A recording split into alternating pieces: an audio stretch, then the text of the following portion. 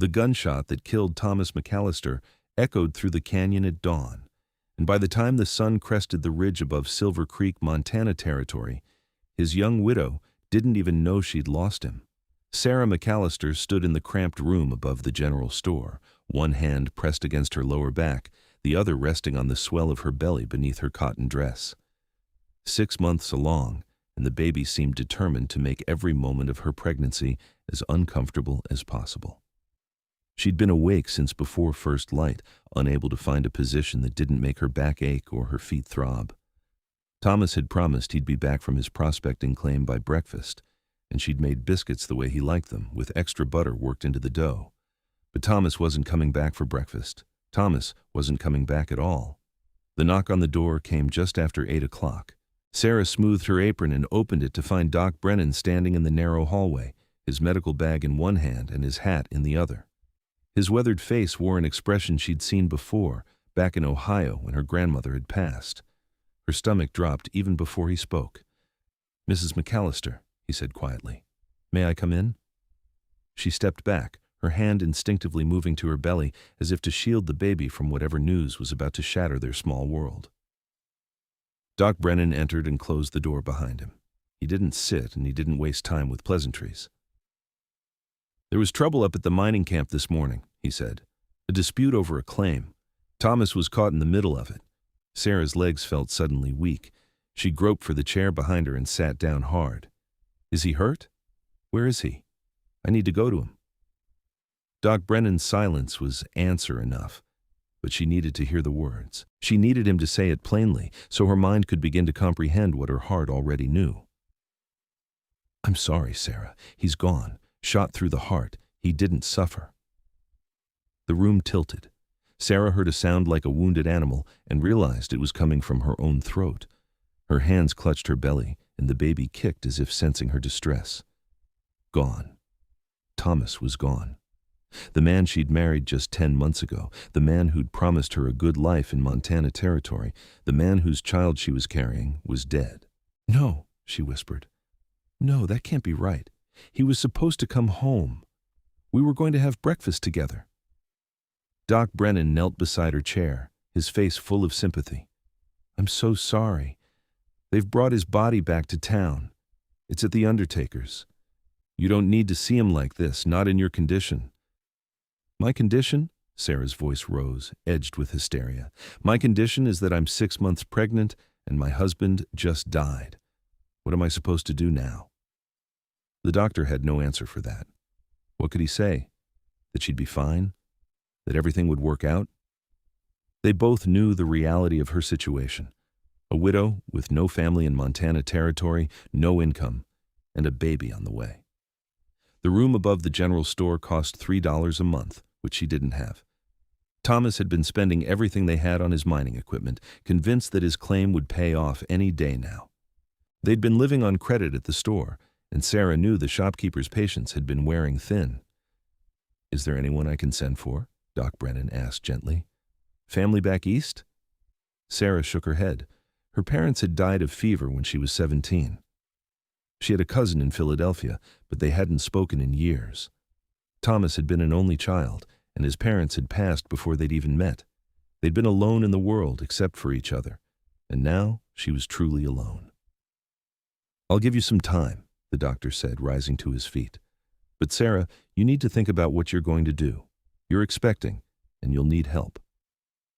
After he left, Sarah sat in the chair for a long time, staring at the cold biscuits on the table. The baby kicked again, harder this time, and she found herself talking to it in a whisper. "What are we going to do, little one? What are we going to do?"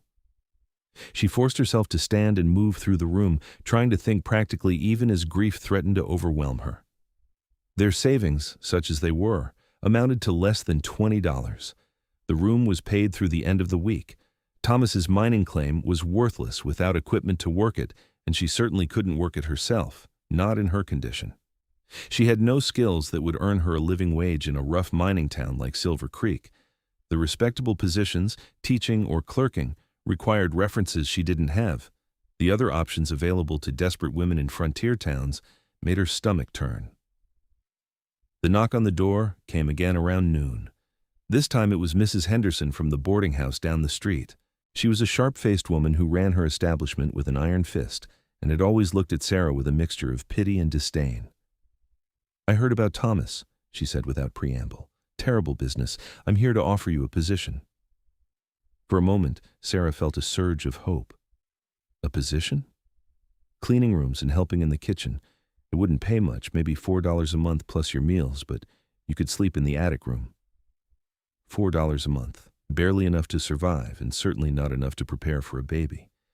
And the attic room in Mrs. Henderson's boarding house was barely more than a closet with a leaking roof. Still, what choice did she have? "I appreciate the offer," Sarah said carefully, "but I'm 6 months along. I don't know how much help I could be." Mrs. Henderson's expression hardened. "Well, you'd best figure something out, girl. You're in a difficult situation, and there aren't many who'll want to take on a pregnant widow. Think about it and let me know by tomorrow. After that, I'll offer the position to someone else." She left without waiting for a response. Sarah closed the door and leaned against it, feeling the walls of her small room closing in. This wasn't how it was supposed to be. When she and Thomas had married back in Kansas City, he'd painted such a beautiful picture of their life in Montana Territory. He'd shown her the letter from a friend who'd struck gold, told her about the opportunities waiting for anyone brave enough to head west. She'd believed him because she'd loved him, and because staying in Kansas City as a poor seamstress hadn't offered much of a future either. Now Thomas was dead, and the beautiful picture had revealed itself to be nothing more than desperate dreams and empty promises. The afternoon passed in a blur. Sarah couldn't eat the biscuits. She couldn't do much of anything except sit and try to make sense of her situation. The baby seemed restless, moving constantly, as if it too could sense that something was terribly wrong. As the sun began to set, painting the mountains outside her window in shades of gold and purple, Sarah heard heavy footsteps on the stairs. These weren't the quick, light steps of Mrs. Henderson or the measured tread of Doc Brennan. These were the footsteps of someone big, someone who moved with deliberate purpose. The knock, when it came, was firm but not aggressive. Sarah wiped her eyes, straightened her dress as best she could, and opened the door. The man standing in the hallway was the biggest person she'd ever seen. He had to be at least 6.5 feet tall, with shoulders so broad they nearly filled the narrow doorframe. His hair was dark brown and fell past his collar, tied back with a leather cord. His face was weathered and tanned from years in the sun, with a strong jaw shadowed by several days' worth of beard. But it was his eyes that caught her attention, pale blue and surprisingly gentle in such a rugged face. He wore buckskins and a heavy coat made of what looked like bearskin, and he held his hat in his hands like a man who understood he was in the presence of grief. "Mrs. McCallister?" His voice was deep and quiet. "My name's Caleb Stone. I knew your husband." Sarah studied him, trying to place his face, but she was certain she'd never seen him before. She would have remembered someone so imposing. "I don't believe we've met, Mr. Stone." "No, ma'am, we haven't. I keep to myself mostly up in the high country. But I knew Thomas. He helped me out of a tight spot last winter when my cabin got snowed in and I needed supplies. I came down to Silver Creek today to trade furs and heard what happened. I'm real sorry for your loss." "Thank you," Sarah said automatically. She didn't know what else to say.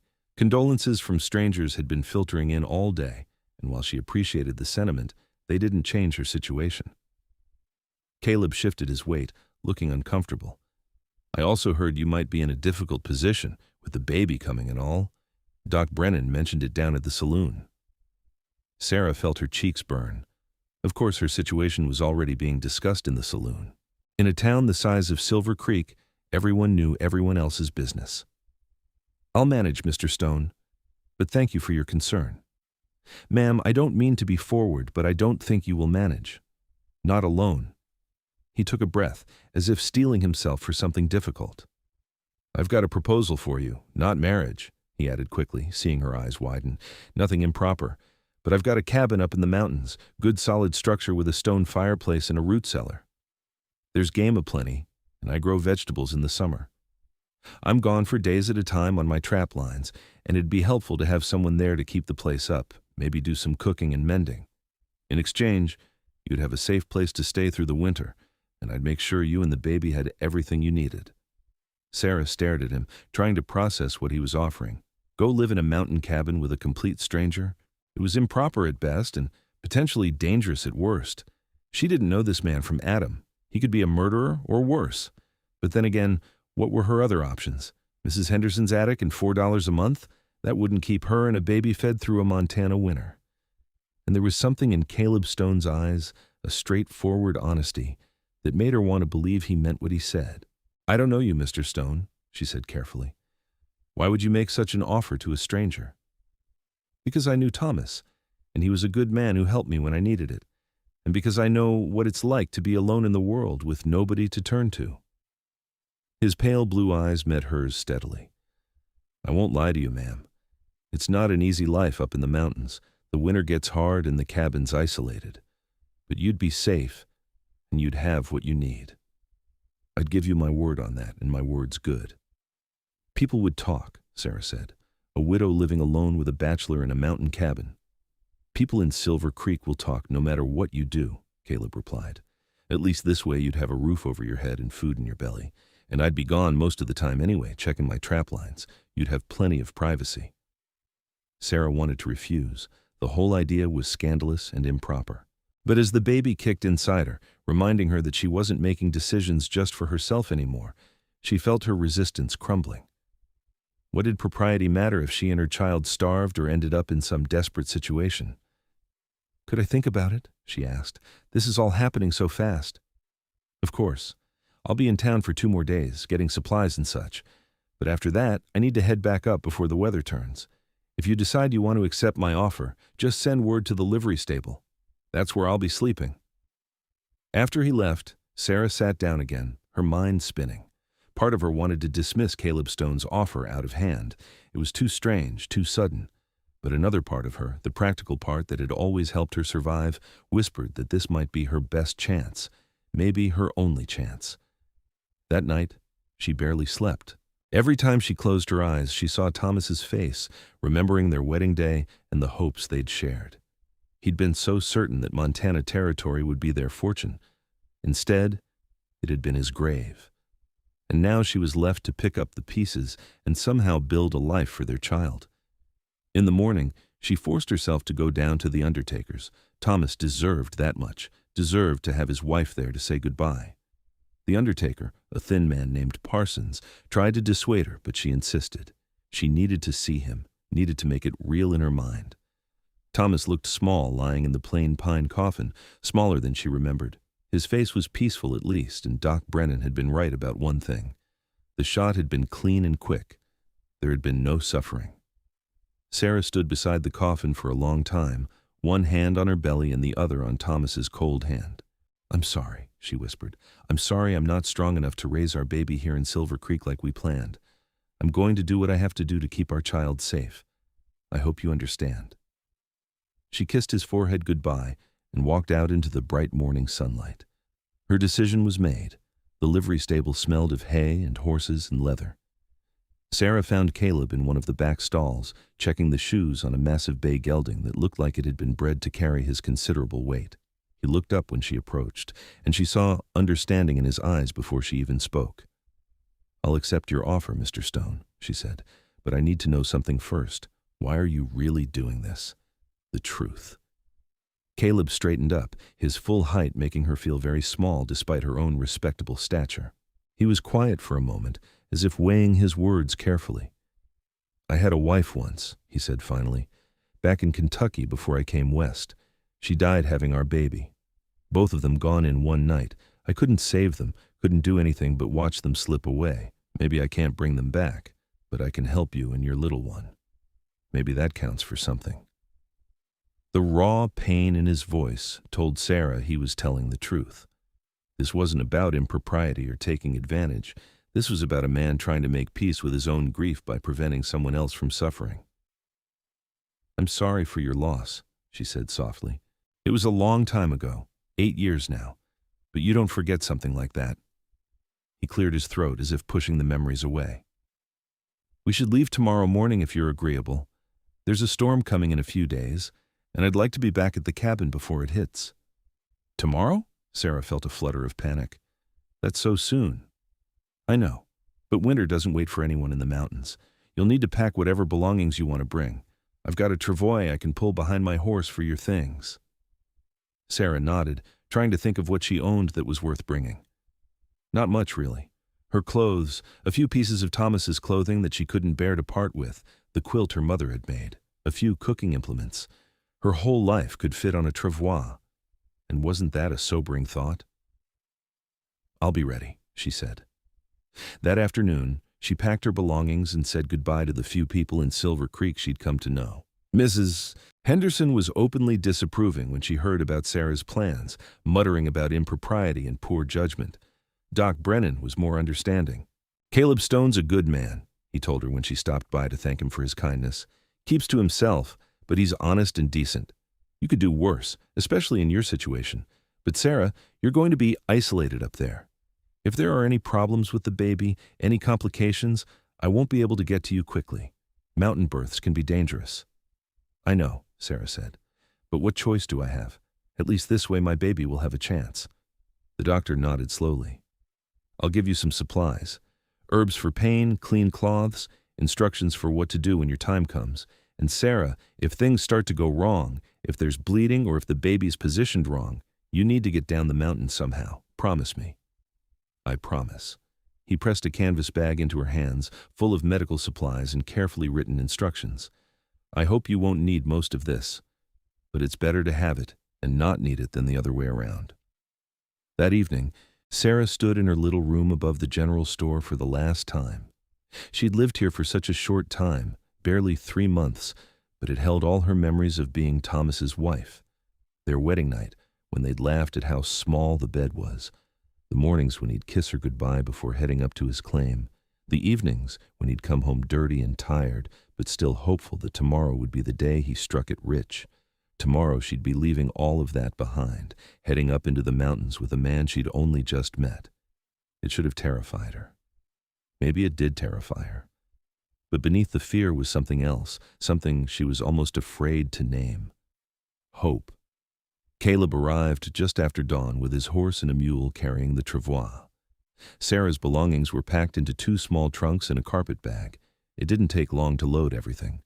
She took one last look at Silver Creek as they left the town behind, watching the sun glint off the creek that gave the town its name.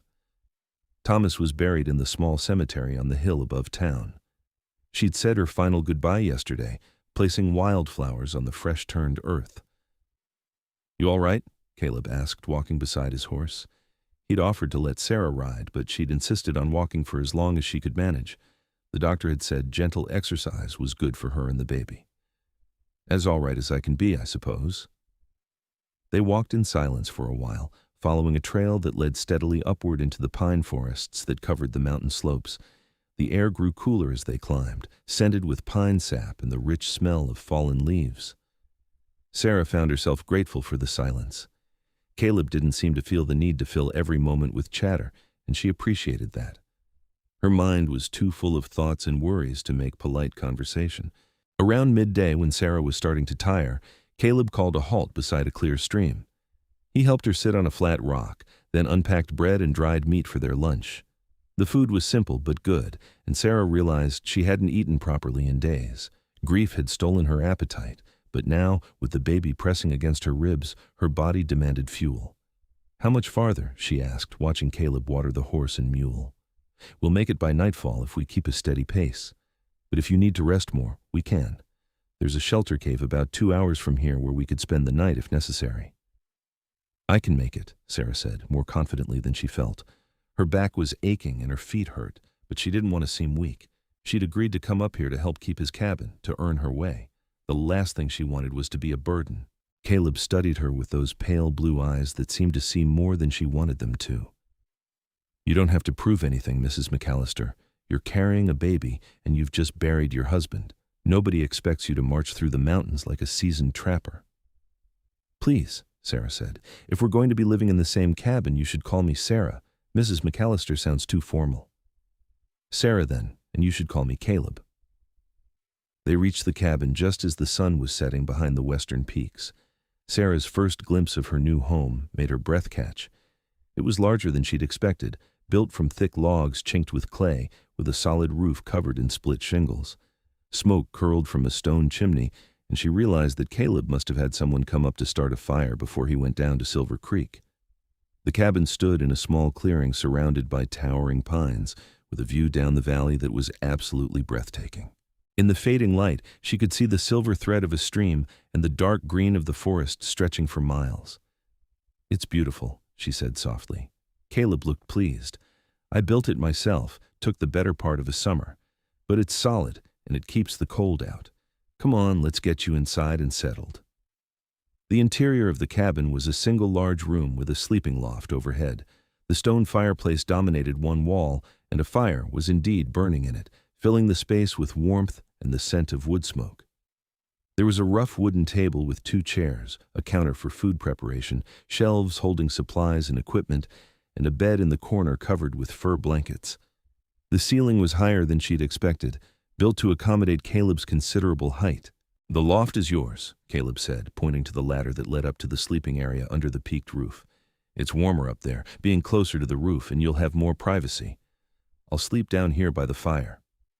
Sarah climbed the ladder carefully, mindful of her belly, and found the loft furnished with another bed, this one with a thick mattress that looked like it was stuffed with pine needles and moss. There were more furs for blankets and a small trunk for storage. A window in the gable end let in the last rays of sunlight and would provide ventilation in the summer.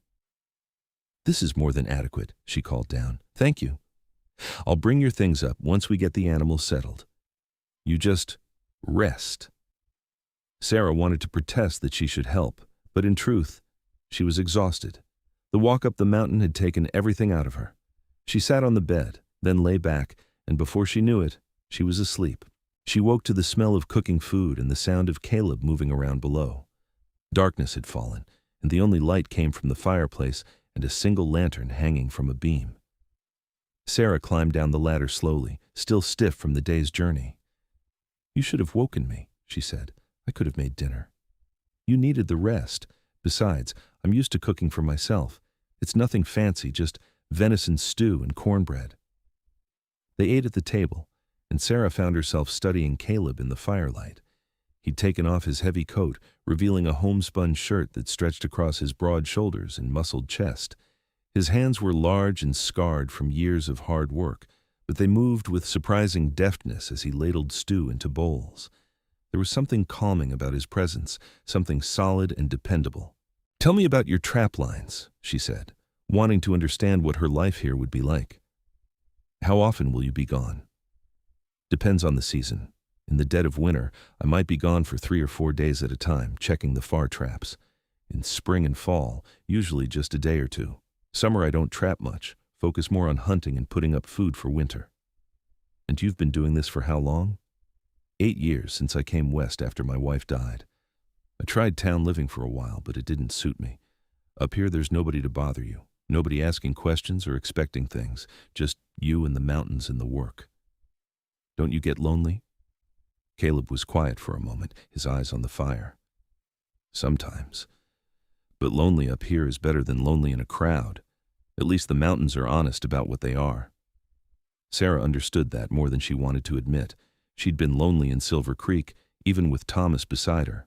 Lonely because she had no friends, no family, no place where she truly belonged. Maybe lonely in a mountain cabin wouldn't be so different after all. Over the next few days, they established a routine. Caleb showed Sarah where everything was stored, how to work the fireplace and the oven built into its side, where to get water from the nearby spring. He taught her how to recognize the signs of changing weather and how to keep the fire banked overnight so it wouldn't go out. In return, Sarah cooked meals that were more elaborate than the simple fare Caleb was used to, and she mended his clothes and organized his supplies. The baby seemed to settle down in the mountain cabin, not kicking as frantically as it had in Silver Creek. Sarah took that as a good sign. She found herself falling into the rhythm of mountain life more easily than she'd expected. There was something peaceful about the isolation, something healing about the silence, broken only by the wind in the pines and the calls of distant birds. Caleb was true to his word about giving her privacy. He was unfailingly polite and respectful, never coming up to the loft and always making sure she was dressed and ready before entering the cabin if she was alone. but Sarah found herself looking forward to the evenings when they'd sit by the fire and talk. Caleb was a good listener, and slowly, she began to tell him about her life before Montana Territory, about growing up in Ohio, about losing her parents, about meeting Thomas and believing he would give her the security she'd always longed for. In turn, Caleb told her about Kentucky, about the farm where he'd grown up, about his wife Margaret who'd been his childhood sweetheart. He spoke of her with a gentle sadness, not the raw grief Sarah still felt when she thought of Thomas, but a quiet acceptance of loss. "Do you think you'll ever marry again?" Sarah asked one evening when they'd been at the cabin for about 2 weeks. Caleb stared into the fire for a long time before answering. "I didn't think so, not for a long time. Seemed like I'd had my chance at happiness and lost it. But lately I've been wondering if maybe there's more to life than just surviving, you know? Maybe there's still something worth hoping for." The way he said it, the way his eyes flickered to her face for just a moment before returning to the fire, made Sarah's heart beat faster. She told herself she was imagining things, that he was just being philosophical. But a small voice inside her wondered if maybe, just maybe, he was talking about something more specific. The first snow came the next morning, soft flakes drifting down from a gray sky. Sarah stood at the cabin door, watching the world turn white, and felt the baby move inside her. 7 months along now, and the baby was getting bigger and more active by the day. Doc Brennan had said her time would come in late January or early February, assuming his calculations were correct. "Beautiful, isn't it?" Caleb said, coming to stand beside her. "But dangerous, too. That's winter up here, beautiful and deadly at the same time." "I'm not afraid," Sarah said, and realized it was true. She should be terrified, living in an isolated cabin with a baby coming, and only a mountain man she barely knew to depend on. But somehow she wasn't. Somehow she felt safer here than she had in months. "Good. Because I need to head out to check the far trap line. I'll be gone for 2 days, maybe 3 if the snow gets heavy. You'll be all right here on your own?" "I'll be fine. I've got plenty of food and firewood, and you've shown me what to do." Still, after Caleb left, the cabin felt very empty. Sarah kept herself busy with cleaning and cooking, preparing meals she could heat up when he returned. She found herself thinking about him more than she should, wondering if he was warm enough out in the snow, if he was safe. She told herself it was natural to worry about the person who was helping her, who was keeping her and her baby alive. But deep down, she knew it was more than that. She was starting to care for Caleb Stone in a way that went beyond gratitude. The realization should have frightened her, or at least made her feel guilty. Thomas had been dead for less than a month. She was still carrying his child. How could she be developing feelings for another man? But grief and love, she was learning, didn't follow neat timelines or proper social conventions. And there was something about Caleb, something in the way he looked at her with those gentle blue eyes, that made her feel safe and valued in a way she'd never quite felt before. Caleb returned on the 3rd day, covered in snow and half frozen. Sarah immediately set about warming him up, heating water for washing, making hot coffee, preparing a substantial meal. He protested that she shouldn't fuss, but she could see he was grateful. As he thawed out by the fire, she noticed his hands were cut and bleeding in several places. "What happened?" she asked, reaching for the medical supplies Doc Brennan had given her. "Just hazards of the work. Traps can be sharp, and when your hands are cold, you don't always feel the cuts until later." Sarah took his hands in hers and began cleaning the wounds. His hands were so large that both of hers fit easily around just one of his. She could feel the calluses and scars, the evidence of years of hard physical labor. As she worked, wrapping the deeper cuts with clean cloth, she was acutely aware of Caleb watching her face. "You've got gentle hands," he said softly. "Healer's hands." "My mother was the one with healer's hands. She could cure anything with herbs and poultices. I just know the basics." "It's more than that. You've got a kind touch. That's not something you can learn." Sarah looked up and found Caleb's face very close to hers. Those pale blue eyes held an expression she couldn't quite read, something warm and tender and complicated. Her breath caught, and for a moment she thought he might kiss her. Part of her wanted him to. But then the baby kicked hard, reminding her of all the reasons this was complicated, and she pulled back. "You should rest," she said, her voice shakier than she would have liked. "You must be exhausted." Caleb nodded slowly, not breaking eye contact. Sarah, I need to tell you something. I know this is too soon. I know you're still grieving Thomas and you're carrying his baby, but I can't keep pretending I don't feel what I feel. Caleb, don't. I have to. You deserve the truth. I'm falling in love with you, Sarah. Maybe I have been since the day I first saw you standing in that doorway, looking so lost and brave at the same time. I don't expect anything from you, and I won't push you for anything you're not ready to give. But I needed you to know. I'm not just helping you out of obligation to Thomas or guilt about my own past. I'm helping you because I care about you and I want to keep you safe. Sarah felt tears welling up in her eyes. This is all happening so fast. A month ago I was married to Thomas, planning our life together. Now he's gone and I'm living in a mountain cabin with you, and I don't know what I'm feeling or what I should be feeling. You don't have to know. You don't have to feel anything except what you feel. I'm just telling you where I stand so there's no confusion between us. I can't give you an answer, Sarah whispered. Not now. Not yet. I'm not asking for one. Take all the time you need. I'll be here. They didn't speak of it again that night, but Sarah lay awake in the loft for hours, her mind racing. The truth was, she was falling for Caleb too. How could she not? He'd saved her when she had nowhere else to turn. He'd been kind and respectful and protective. He made her feel valued and cared for in a way that, if she was honest with herself, Thomas never quite had. Thomas had loved her, she didn't doubt that, but his love had been distracted, always focused on the next opportunity, the next big strike. Caleb's attention was wholly present, focused entirely on her and her well-being. But was it right to feel this way? Was it fair to Thomas's memory, to the baby she was carrying? And even if she could resolve those questions, what kind of future could she have with a mountain man who lived in isolation? Was that really the life she wanted, not just for herself, but for her child? The questions chased themselves around in her mind until finally exhaustion pulled her under into sleep. December arrived with heavy snows that made the world outside the cabin a pristine white wilderness. Caleb couldn't check his trap lines as frequently, which meant he was at the cabin more. Sarah found herself hyper-aware of his presence, noticing small things she'd missed before. The way he always made sure she had the chair closest to the fire, how he'd carved a small stool so she could put her feet up when her ankles swelled, the way he'd started humming while he worked, something he only did when he seemed happy. One evening, as they sat by the fire after dinner, Caleb pulled out a piece of wood and a knife and began carving. Sarah watched his hands shape the wood with practiced ease, curls of wood falling away to reveal a form beneath. "What are you making?" she asked. "A cradle. Baby's going to need somewhere to sleep." Sarah felt her throat tighten with emotion. "You don't have to do that. I want to. Every baby should have a proper cradle." She watched him work in silence for a while, then said quietly, "Caleb, can I ask you something? About your wife and baby. What happened? You said they died in childbirth, but you didn't say how." Caleb's hand stilled on the wood. "Margaret labored for 2 days. The baby was breech, turned wrong. The midwife tried to turn it, but couldn't.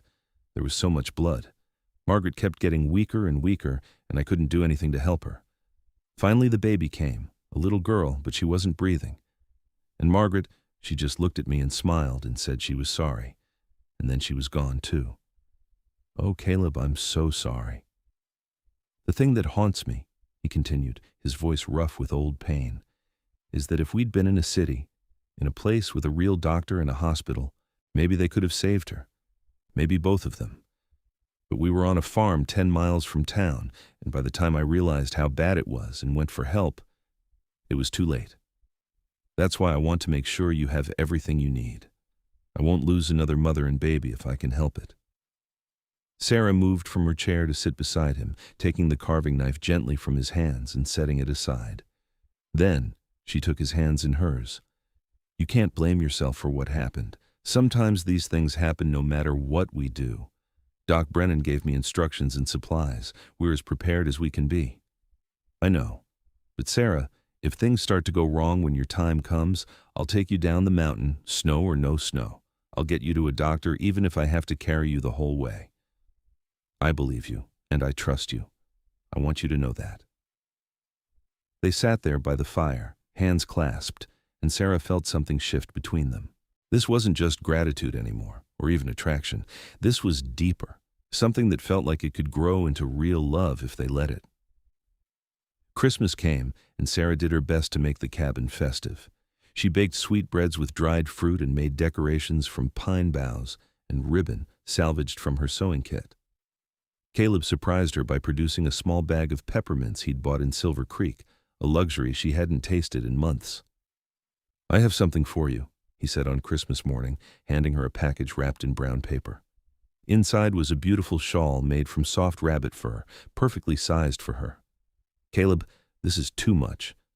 I made it from pelts I trapped last winter. Figured you'd need something warm.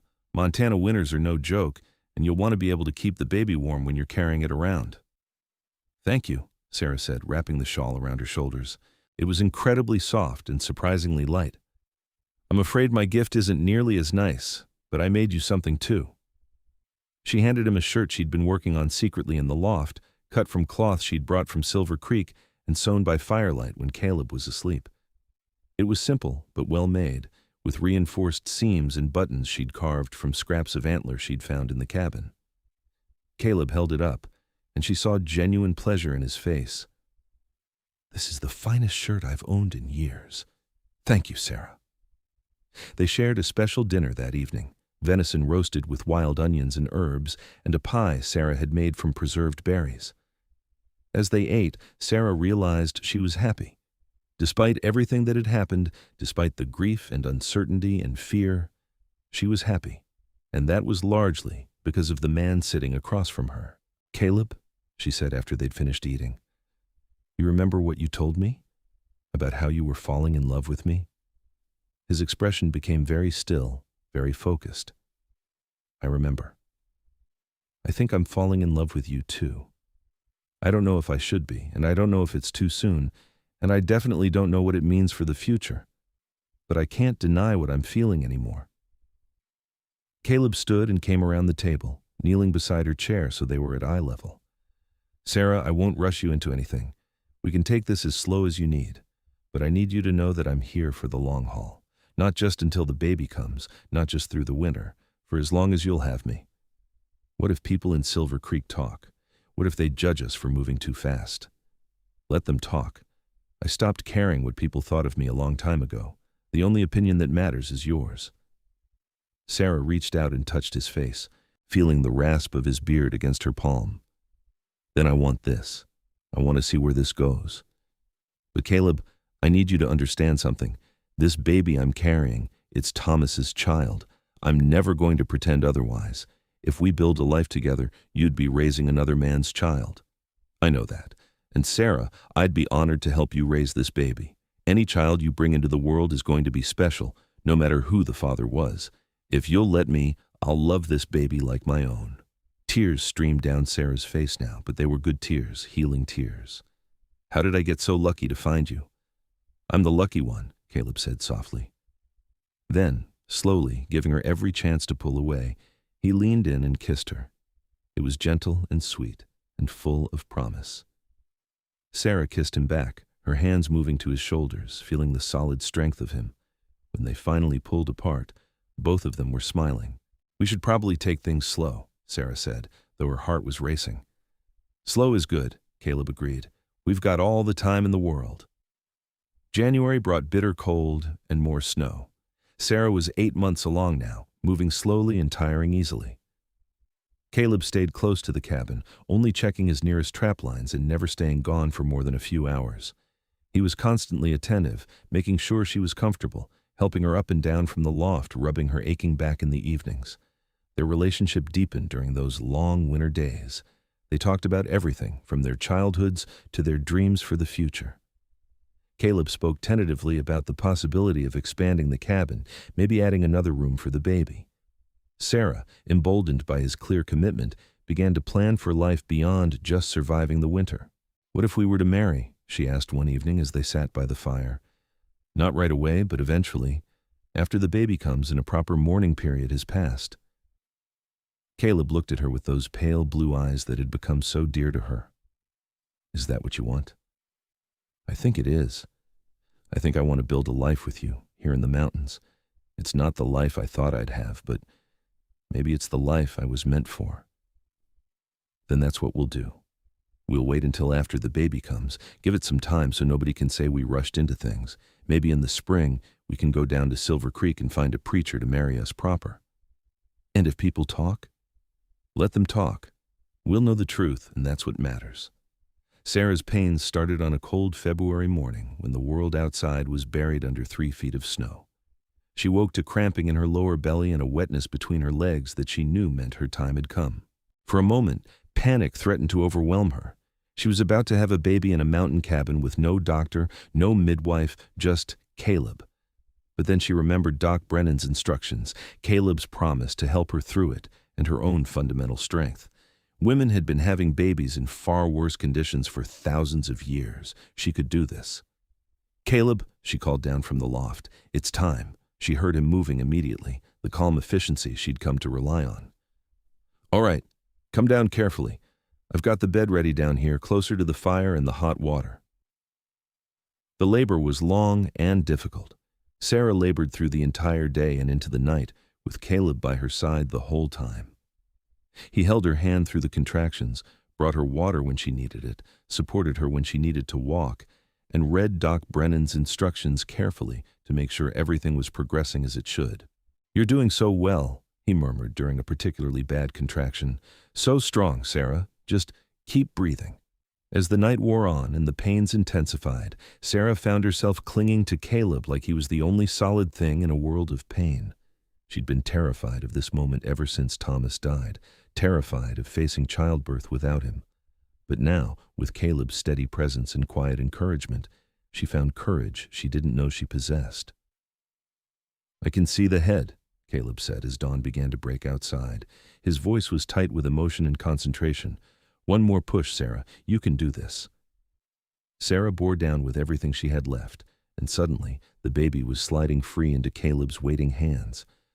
For a moment, there was terrible silence, and Sarah's heart stopped. Then, the baby let out a lusty wail that was the most beautiful sound she'd ever heard. "It's a boy," Caleb said, his voice full of wonder. "A healthy baby boy." He wrapped the baby in clean cloths and placed him in Sarah's arms. She looked down at the tiny red face, the shock of dark hair, the perfect little fingers curling and uncurling, and fell completely in love. Thomas's son. Their son. "Hello, little one," she whispered. "I'm your mama." Caleb finished the necessary tasks, delivering the afterbirth and making sure Sarah was comfortable and not bleeding too heavily.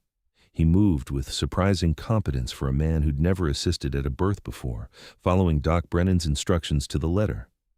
Finally, when everything was done and Sarah and the baby were both clean and comfortable, Caleb sat beside the bed looking at them with an expression of such tenderness it made Sarah's heart ache. "You did it," he said softly. "You were so brave, Sarah." "We did it," she corrected. "I couldn't have done it without you, Caleb. You saved us both." "What will you name him?" Sarah had been thinking about this for weeks. "Thomas," she said firmly. "Thomas Caleb McCallister. So he knows who his father was, but also who helped bring him into the world." Caleb's eyes grew bright with unshed tears. "I'd be honored." Little Tommy, as they quickly began calling him, proved to be a healthy, hungry baby who seemed determined to make his presence known. He had a powerful set of lungs and wasn't shy about using them, but Sarah had never been happier. Watching Caleb hold the baby, seeing the gentle way he cradled the tiny body in his large hands, she knew she'd made the right choice in coming to this mountain cabin. The next few weeks were exhausting, but joyful. Sarah recovered from the birth more quickly than she'd expected, helped by Caleb's constant support.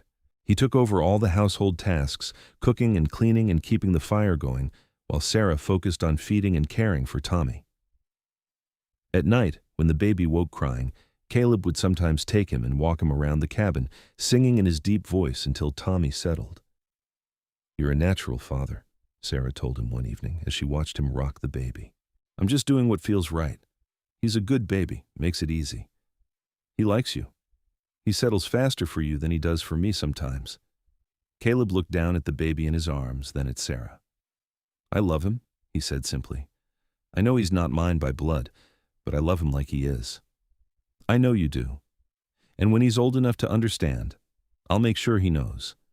He'll know that Thomas was his father, but he'll also know that you were the man who chose to be his papa, who loved him and raised him and kept him safe. As winter slowly gave way to early spring, the snow began to melt, and the world outside the cabin came back to life. Sarah was regaining her strength, and Tommy was growing bigger every day. They talked more seriously about the future now, about getting married and building a life together. "I want to do this right," Caleb said one evening in early March. "I want to go down to Silver Creek and speak to the preacher, arrange a proper wedding. And I want to file papers making it official that I'm Tommy's legal guardian and father. I want him to have my name if you're agreeable, so nobody can ever question his place or his rights." "You'd do that? Make him legally yours?" "Sarah, he already is mine in every way that matters. The legal papers are just to make sure the world recognizes it too. I want him protected. I want both of you protected." "Then yes. Yes to all of it. When can we go down to Silver Creek?" "As soon as the trails are clear enough for safe travel, maybe another 2 weeks. We'll take it slow, make sure you and Tommy are ready for the journey." True to his word, 2 weeks later, Caleb declared the trails safe enough for travel. He'd built a special sling that Sarah could wear to carry Tommy close to her body, keeping him warm and secure. They made the journey down the mountain slowly, taking frequent rests, but Tommy seemed to enjoy the adventure, staring wide-eyed at the trees and the birds and the vast sky above. Silver Creek looked different to Sarah than it had when she'd left 4 months earlier. She'd been a desperate widow then, facing an uncertain future. Now she was a mother, healthy and strong, with a good man by her side and a clear path forward. Their arrival caused quite a stir. People stared openly as they walked through town, Caleb tall and imposing in his buckskins, Sarah carrying her baby, both of them looking healthy and content. Sarah heard the whispers, saw the scandalized looks from some of the more proper ladies, but she held her head high. She had nothing to be ashamed of. Doc Brennan was delighted to see them. "I won't lie, I was worried about you," he said, examining Tommy with professional thoroughness. "A mountain birth is risky, but this is a fine, healthy baby. You both did well." "We couldn't have done it without your instructions and supplies," Sarah said. "Thank you for everything, Doc." They found the preacher next, a serious man named Reverend Holbrook, who listened to their story with thoughtful attention. "You want to get married and have the man adopt the child as his legal son," he summarized. "That's a big step." "It's the right step," Caleb said firmly. "Sarah is going to be my wife, and Tommy is going to be my son. I want everything legal and proper." "What about a mourning period? Your husband's been dead less than 5 months, Mrs. McCallister." "My husband is dead," Sarah said steadily, "and I've mourned him. But I have a child to think about now, and I have a man who loves us both and wants to give us a home and a family. I won't apologize for choosing life and happiness." The Reverend studied her for a long moment, then nodded. "All right then. I'll marry you tomorrow if that's what you want. And I'll write up the adoption papers myself. Any man willing to take on another man's child and raise it as his own is doing God's work as far as I'm concerned." They were married the next day in the small church at the edge of town. Doc Brennan stood as witness, and Mrs. Henderson from the boarding house attended as well, her earlier disapproval apparently softened by Sarah's obvious happiness. Sarah wore her best dress, cleaned and pressed with wildflowers Caleb had picked that morning tucked into her hair. Caleb wore the shirt she'd made him for Christmas and looked more nervous than she'd ever seen him. When Reverend Holbrook pronounced them husband and wife, Caleb kissed her with such tender joy that Sarah felt tears streaming down her face. Tommy, held in Doc Brennan's arms during the ceremony, chose that moment to let out a happy squeal, making everyone laugh. After the ceremony, they went to the land office where Caleb filed the adoption papers, legally making Thomas Caleb Stone his son. Then, they went to the general store to stock up on supplies before heading back up the mountain. The shopkeeper, who'd been so stern about their credit when Sarah was widowed, was now all smiles and congratulations. "You did well for yourself, Mrs. Stone," he said as he tallied up their purchases. "Caleb's a good man, solid and reliable. Your boy's lucky to have him as a father." "I'm the lucky one," Caleb said, his hand finding Sarah's and squeezing gently. They stayed one night at the boarding house, spending the evening planning their future. Caleb wanted to expand the cabin, adding a proper bedroom for them and keeping the loft for Tommy as he grew older. Maybe in a few years they could add more children, give Tommy brothers or sisters. They'd continue living in the mountains, but they'd come down to Silver Creek more regularly for supplies and to maintain connections with the community. "I want Tommy to know both worlds," Sarah said as she nursed the baby before bed. "The peace and strength of the mountains, but also the community and civilization of town. I don't want him to be isolated like we've been." "That sounds wise. And maybe when he's older, we can think about schooling. Either bring a teacher up to the cabin for part of the year or send him down to stay in town during school terms." "You've really thought about this, haven't you? About raising him, about giving him opportunities." "Of course I have. He's my son now, Sarah. I want the best for him, same as any father would." They made the journey back up to the cabin over the next 2 days, stopping frequently to rest and to let Sarah nurse Tommy. When they finally crested the last ridge and saw the cabin waiting for them in the clearing, Sarah felt a surge of joy. This was home now. Not Silver Creek, not Ohio, not anywhere else. This mountain cabin with its stone chimney and sturdy walls, this was where she belonged. Spring brought new life to the mountains. The snow melted, revealing carpets of wildflowers. The stream that ran near the cabin swelled with runoff, its music a constant background to their days. Caleb checked his trap lines and hunted, while Sarah tended the cabin and the baby. She also started a garden in a sunny patch near the cabin, planting seeds Caleb had bought in Silver Creek. "My mother always had a garden," she told Caleb as she worked the soil. Tommy lay nearby in the cradle Caleb had finished carving, watching the clouds drift overhead. She said growing things was good for the soul. "Then we'll have the best garden in Montana Territory," Caleb said, helping her dig furrows for the seeds. "Good for the soul and good for the supper table." Their life fell into a comfortable rhythm. The work was hard but satisfying. They rose with the sun and went to bed when darkness fell. Meals were simple but plentiful, and every evening they'd sit by the fire together, Sarah often mending or sewing while Caleb carved or worked on leather, and they'd talk about their day, about Tommy's progress, about their dreams and hopes. The love between them continued to grow deeper and stronger.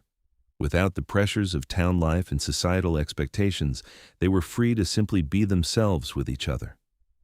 Caleb was patient and gentle, always attentive to Sarah's needs.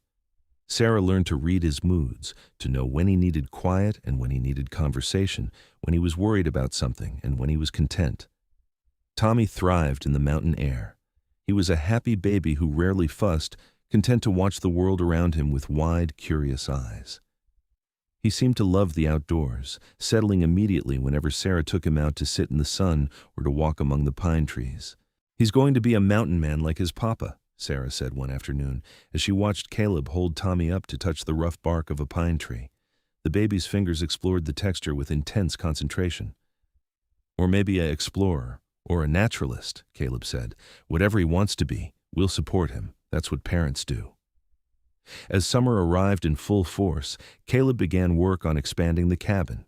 He felled trees and stripped them, shaped logs and fitted them together with the same careful craftsmanship he'd used on the original structure.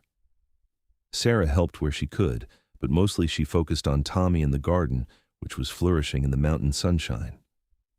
One evening in July, after a long day of work, they sat on the bench Caleb had built outside the cabin door, watching the sunset paint the sky in shades of gold and crimson. Tommy was asleep in Sarah's arms, and she leaned against Caleb's solid shoulder. "Are you happy?" Caleb asked softly. "More than I ever thought I could be," Sarah answered honestly. "A year ago I was in Kansas City, sewing for pennies and dreaming of something better. Then I met Thomas, and I thought I'd found it. But this, right here, this is better than anything I dreamed of. Even though it's hard work and isolated, because it's hard work and isolated, because we built this together, because we chose each other and chose this life, that makes all the difference." Caleb kissed the top of her head. "I love you, Sarah Stone. You and this boy, you're my whole world. I love you too. Thank you for saving us, Caleb. Thank you for being brave enough to walk into that room in Silver Creek and offer me hope when I had none. Best decision I ever made." As the stars began to appear in the darkening sky, they sat together in comfortable silence. Tommy stirred and made a small sound, and Sarah automatically began to rock him gently. Somewhere in the distance, a wolf howled, and Caleb's arm tightened protectively around his family. The fall brought cooler temperatures and the brilliant colors of changing leaves. The garden had produced abundantly, and Sarah spent days preserving vegetables, drying beans, and storing root crops in the cellar Caleb had dug beneath the cabin. Tommy was 6 months old now, sitting up on his own and starting to make sounds that might eventually become words. He was fascinated by everything, especially his papa, tracking Caleb's movements with his eyes whenever the big man was in view. "He adores you," Sarah said, watching Tommy's face light up when Caleb picked him up. "The feeling's mutual. He's such a good boy, Sarah. Smart, too. Look how he studies everything, trying to figure out how things work." They made another trip down to Silver Creek in September to stock up on supplies before winter set in. This time, people greeted them warmly, curious about the baby and complimentary about how well Sarah looked. The whispers and scandalized looks were gone, replaced by acceptance. They were just another family now, making their life in Montana Territory the best way they knew how. Doc Brennan examined Tommy and pronounced him healthy and developing perfectly. "You've done well with him, both of you. He's thriving." "We've been blessed," Sarah said simply. On their last evening in town, they had dinner at the boarding house. Mrs. Henderson, who'd become something of a friend during their visits, bounced Tommy on her knee and asked pointed questions about their plans. "You thinking about more children?" she asked bluntly. Sarah and Caleb exchanged a glance. They'd talked about it tentatively, but hadn't made any decisions. "Maybe," Sarah said. "Eventually. Tommy's still so young." "Don't wait too long," Mrs. Henderson advised. "Children need siblings, and you two make good babies, clearly." That night, lying in bed at the boarding house with Tommy asleep in his cradle beside them, Sarah and Caleb talked seriously about expanding their family. "I'd like more children," Caleb admitted. "If you want them too. I'd like to give Tommy brothers and sisters, and I'd like to have children that are ours from the beginning, you know?" "I know what you mean. And yes, I want that too. Tommy will always be special. He's my firstborn. He's Thomas's legacy. But I want to have your children too, Caleb. I want to build a big family with you." "Then we'll do that. No rush, but when the time is right." The time turned out to be right sooner than they expected. By October, Sarah was fairly certain she was pregnant again. The familiar signs were there, the fatigue and nausea, the sensitivity to smells. She waited a few more weeks to be sure before telling Caleb. His reaction was everything she could have hoped for. He picked her up and spun her around, then immediately set her down carefully, worried he'd been too rough. "Another baby? Sarah, that's wonderful. When?" "Probably next June if my calculations are correct. Tommy will be almost a year and a half old when the new baby arrives.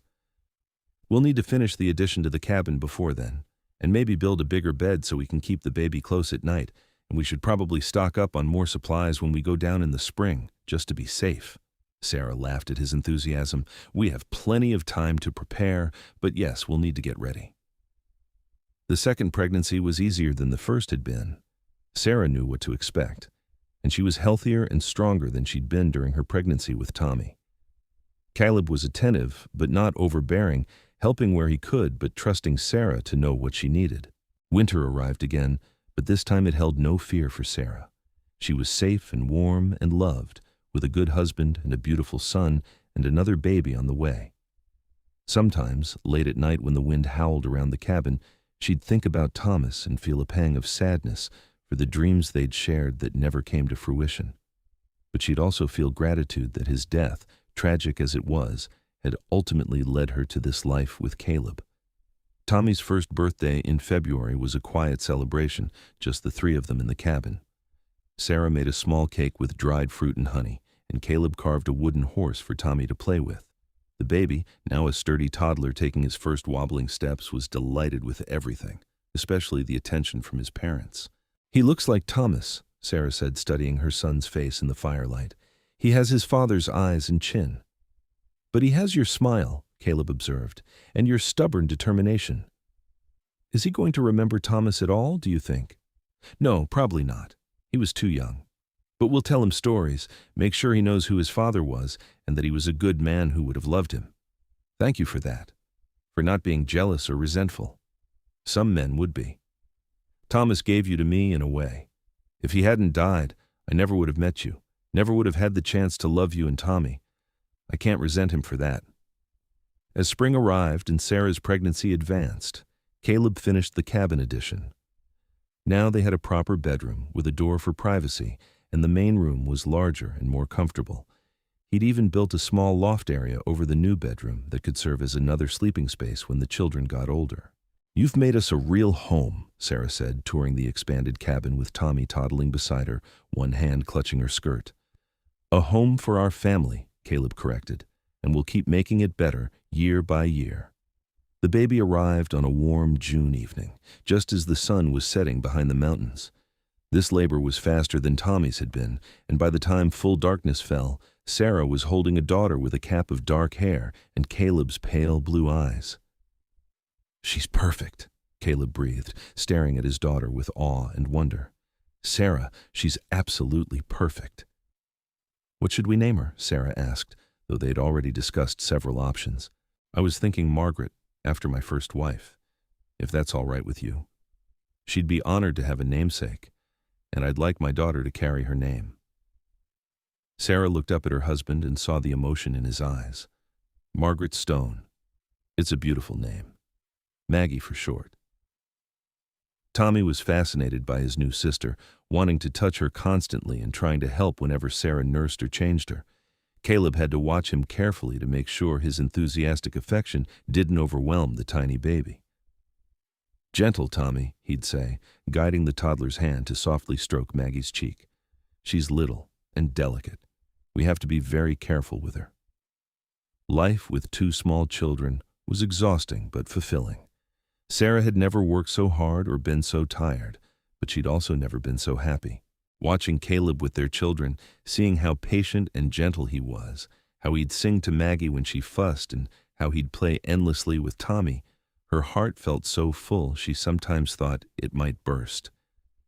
They made fewer trips to Silver Creek now with two babies to care for, but they still went down every few months for supplies and to maintain their connection to civilization. Tommy loved these trips, excited by all the new sights and sounds. Maggie, when she was old enough to notice, seemed less impressed, content to stay nestled against Sarah's chest in the sling. The years passed in a blur of seasons and small milestones. Tommy learned to talk and then to read from the few books they owned. Maggie grew from a quiet baby into a spirited toddler who wanted to do everything her older brother did. Sarah and Caleb's love deepened with each passing year, strengthened by the daily work of building a life together and the joy of raising their children. When Tommy was 4 and Maggie 2, Sarah discovered she was pregnant again. This time she was less nervous, more confident. She knew what to expect, knew that she and Caleb could handle whatever came. Their third child, a son they named Jacob, arrived during a snowstorm in January. He was a big baby with a powerful cry and his father's strong build. "He's going to be tall," Doc Brennan said when they brought him down to Silver Creek for a checkup a few weeks after his birth. "Probably as tall as Caleb when he's grown." "Please, let him stop growing before he can't fit through doorways," Sarah joked, though she was secretly pleased. Her children were healthy and strong, growing up with the freedom of the mountains and the security of loving parents. With 3 children, the cabin felt full but not crowded. Caleb had continued to make improvements over the years, building furniture and storage, improving the fireplace and the oven, adding windows to let in more light. Tommy and Maggie shared the loft now, while baby Jacob slept in a cradle in Sarah and Caleb's room. Tommy had started helping with chores, fetching water, and feeding the chickens Caleb had acquired. Maggie helped Sarah in the garden and with cooking, her small hands surprisingly deft at peeling vegetables and stirring pots. They were becoming a working unit, a true family, all contributing to their shared life. One evening when Jacob was about 6 months old, Sarah stood outside the cabin watching the sunset. She could hear her family inside, Caleb's deep voice reading a story to Tommy and Maggie, Jacob's contented coos. 5 years ago, she'd been standing in a cramped room in Silver Creek, newly widowed and terrified for her future. Now she had this, a life full of love and purpose and joy. "Thank you, Thomas," she whispered to the wind, "for bringing me to Montana, even though it didn't work out the way we planned. Because of you, I found Caleb. Because of you, I have this beautiful life." "You coming in?" Caleb called from the doorway. "Story time's not the same without you." Sarah turned and smiled at her husband, this mountain man who'd saved her life and given her a future. "I'm coming." Inside, she settled between Tommy and Maggie while Caleb continued reading. Jacob nursed contentedly in her arms. This was her family, built from tragedy and loss, but also from love and determination and hope. Not the family she'd imagined when she'd married Thomas McCallister, but perhaps the family she'd been meant to have all along. The story ended, and Caleb closed the book. Tommy immediately begged for another, but Sarah shook her head. "Bedtime, my loves. We've got a big day tomorrow helping Papa with the garden." As she tucked Tommy and Maggie into their beds in the loft, kissing them goodnight and listening to their prayers, Sarah felt a profound sense of peace. This was enough. This was more than enough. This was everything. Later, lying in bed with Caleb, Jacob finally asleep in his cradle, Sarah rested her head on her husband's chest and listened to his steady heartbeat. "Happy?" Caleb asked, his hand stroking her hair. "More than I can say. You gave me this life, Caleb. You and the children, you're my whole world." "You gave me a reason to live again," Caleb said softly. "After Margaret died, I thought I'd just exist out here in the mountains, going through the motions. But you and the children, you made me remember what it feels like to really be alive, to have something worth working for and protecting. We're lucky to have found each other." "Blessed," Caleb corrected. "We're blessed." The years continued to pass, each one bringing new joys and challenges. Tommy grew into a serious, thoughtful boy who loved books and learning, but also thrived in the outdoor life his father taught him. Maggie was fearless and adventurous, always climbing trees or exploring the forest around the cabin. Jacob, as predicted, grew tall and strong, quiet like his father, but with a quick smile for his mother. When Tommy was 8, Caleb made arrangements for a teacher from Silver Creek to come up to the cabin for part of each year. Miss Emily Carson was a young woman who'd come west to seek adventure and found teaching position in Silver Creek didn't provide quite enough excitement. She was delighted to spend her summers in the mountains, teaching Tommy, Maggie, and Jacob in exchange for room and board and a small salary. "Your children are bright," she told Sarah and Caleb at the end of her first summer with them. "Tommy especially has a real gift for learning. You should think about sending him back east for proper schooling when he's older." Sarah and Caleb discussed it, but ultimately decided to let Tommy choose his own path when the time came. If he wanted to go east for education, they'd support him. If he wanted to stay in the mountains and follow in his father's footsteps, they'd support that too. The same went for all their children. Sarah's fourth pregnancy, when Tommy was 9, Maggie 7, and Jacob 5, was a surprise but a welcome one. This time she delivered twin girls, Anna and Rose, on a beautiful spring morning. The births were quick and uncomplicated, and soon Sarah was nursing 2 healthy babies while her older children crowded around, amazed by the twins. "Our family's complete now," Caleb said, holding Anna while Sarah nursed Rose. 5 healthy children. We're truly blessed. The cabin, expanded again to accommodate their growing family, was always full of noise and activity now. But it was a good noise, the sound of children playing and learning and growing. Sarah and Caleb worked hard to provide for them all, but they never felt burdened. These children were their joy and their legacy. As the children grew, they each developed their own interests and talents. Tommy, true to Miss Carson's prediction, was scholarly and eventually decided to attend college in the East, though he promised to return to Montana. Maggie surprised everyone by discovering a talent for healing and eventually apprenticed with Doc Brennan. Jacob became a skilled trapper and guide like his father. Anna developed a beautiful singing voice that drew people from miles around when she performed at the church in Silver Creek. And Rose, the quietest of the 5, turned out to have a gift for drawing and painting, capturing the beauty of the mountains in stunning detail. Through it all, Sarah and Caleb remained the steady center of their family. Their love never wavered, never weakened. They'd been forged in crisis and tragedy, their relationship built on a foundation of mutual respect and genuine affection that only deepened with time. On their 20th wedding anniversary, Caleb surprised Sarah by taking her on a trip back to Silver Creek for a celebration. The children, all grown or nearly grown now, stayed at the cabin to manage things in their absence. It was the first time Sarah and Caleb had been truly alone together in years. 20 years, Sarah marveled as they sat in the boarding house dining room, now run by Mrs. Henderson's daughter. It feels like both forever and no time at all. Best 20 years of my life, Caleb said, taking her hand across the table. His hair was streaked with gray now, and there were lines around his eyes, but he was still the strong, solid man who'd offered her hope when she had none. Mine too. Do you ever regret it, taking on a pregnant widow and another man's child? Never, not once. Tommy's as much my son as any of the others, you know that. I do know, and I'm grateful every day. You saved me, Caleb. You saved Tommy. You gave us a life I never dreamed possible. You saved me too, Sarah.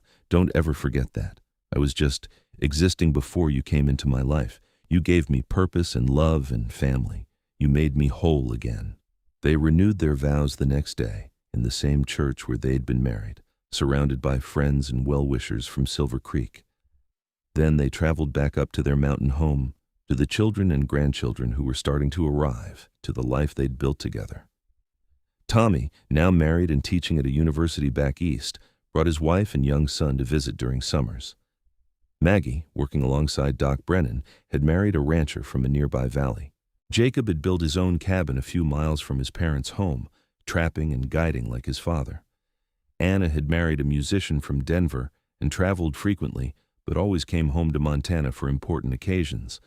And Rose, still unmarried and happy that way, lived in Silver Creek where she ran a small art studio.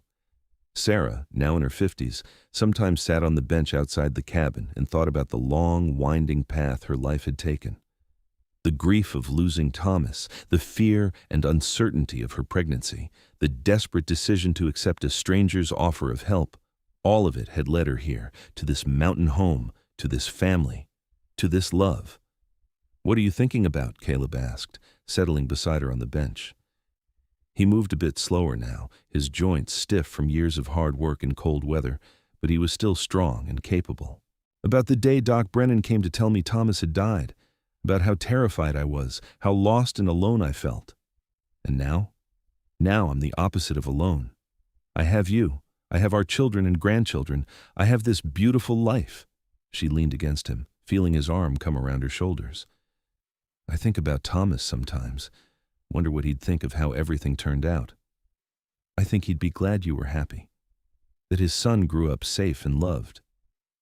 Tommy's going to bring little Thomas to visit this summer, our grandson, Thomas's namesake. It feels right, doesn't it? Like the circle is complete." "It does feel right. Everything about this life feels right."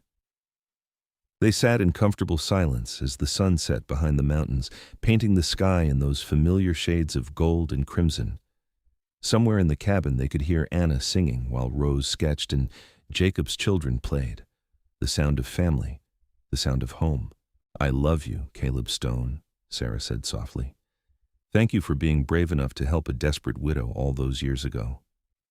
"I love you too, Sarah Stone. Thank you for being brave enough to trust me." As darkness fell and the stars emerged one by one overhead, they stayed on the bench, wrapped in each other's arms, surrounded by the mountains that had become their home. The path from that terrible day when Thomas died to this perfect evening had been long and sometimes difficult, but every step had been worth it. They'd built something beautiful together, something lasting and true. In the cabin behind them, their children laughed and talked. In Silver Creek below, their grandchildren were growing up strong and healthy. And in the mountains all around, the wind whispered through the pines, a song of endurance and survival and love. Sarah had thought her life was over that February morning when Doc Brennan knocked on her door with news of Thomas's death. She'd been wrong. Her life was just beginning. The mountain man who'd said she was expecting his help instead of expecting her husband had given her more than shelter and safety. He'd given her a future, a family, and a love that would last forever. And that, Sarah thought as Caleb kissed the top of her head and they rose to go inside to their family, was more than she'd ever dared to hope for, more than she'd ever dreamed was possible. It was everything.